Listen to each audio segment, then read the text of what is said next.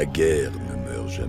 Salut à tous, c'est Socphony97, j'espère que vous allez tous bien. Aujourd'hui on se retrouve sur Fallout 76 76 ou encore 76, et comme vous l'aurez vu au titre et à la miniature, nous allons parler de la marque de l'aîné. Un nom qui devrait vous parler car il s'agit, pour le moment, de l'une des meilleures armes du jeu, avec le minigun de Ghost. Dans cette vidéo, je vais vous parler de la marque de l'aîné et surtout de son prochain changement, à savoir sa perte de l'effet maudit. Oui, car celle-ci n'aura plus l'effet maudit à la prochaine mise à jour du mois de septembre pour la saison 26. Celui-ci sera remplacé par un autre effet. Vous allez voir, il n'est pas si mal non plus, sans pour autant être aussi bien que le maudit. Et sans plus tarder, commençons cette vidéo. La marque de l'aîné est une mitraillette de type Thompson qui utilise des munitions de 45. Celle-ci a une chance d'être obtenue à la fin de l'événement bête de somme, ou via les joueurs à l'achat ou à l'échange. Alors pourquoi est-elle aussi puissante? Pour ceux qui connaissent la marque de l'aîné, celle-ci a un effet maudit, un effet qui lui rajoute pas mal de dégâts, bien plus qu'une mitraillette classique, ce qui fait d'elle l'une des meilleures armes du jeu pour le moment, et également une des armes, voire l'arme la plus appréciée des joueurs. Celle-ci a également un faible coût en PA, en point d'action, comparé à d'autres armes comme le fait-main ou encore la rangeur par exemple, ce qui fait d'elle une arme plutôt pratique en plus d'être redoutable. Parlons maintenant de changement, oui car celle-ci, dans le PTS, donc le serveur de test, a vu son effet maudit qu'être remplacé par un autre effet, plus 2% de dégâts critiques en SVAV par charge de carnage.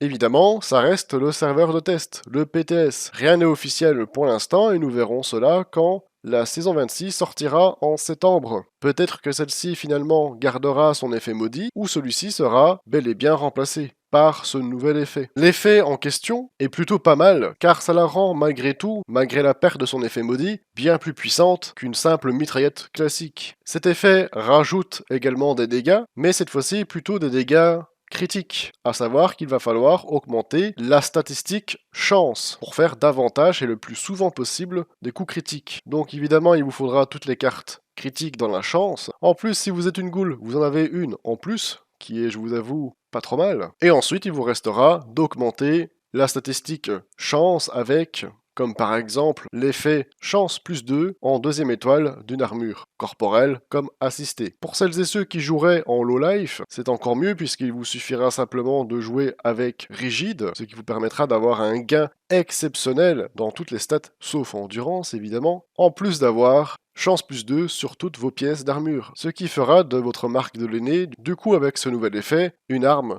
très redoutable. En plus de la carte Prodige du Far West si vous jouez en goule. Celle-ci n'a rien à voir avec les coups critiques mais permettra que votre arme se recharge instantanément. Et ça franchement en raid c'est plutôt pratique. Comment la jouer? Il vous faudra augmenter la statistique chance pour faire le plus souvent des coups critiques. Plus simple évidemment serait de jouer en low life avec rigide, ce qui vous permettra d'avoir énormément de points en chance en plus d'avoir les chances plus 2 sur 5 pièces d'armure. Et donc de rajouter plus 10 points en chance, sans compter les autres consommables, figurines et magazines. On peut aisément monter sa chance à 50, 60, ce qui vous permettra de faire quasiment des coups critiques, un tir sur 2, ce qui est vraiment pas trop mal. Et en plus de ça, si vous n'avez pas trop de difficultés avec votre SVAV, vous pouvez toujours le remplacer par tir chanceux. La question qu'on se pose maintenant, c'est sera-t-elle toujours aussi puissante? Eh bien, pour ma part, j'ai envie de vous répondre oui. Alors évidemment, elle fera moins de dégâts que quand elle avait l'effet maudit. Elle en fera un peu moins, mais elle en fera toujours suffisamment pour pouvoir liquider tous les mobs du jeu aisément, Sulfurie, Rainfangeux, Écorcheur, Behemoth, ainsi que les boss du raid.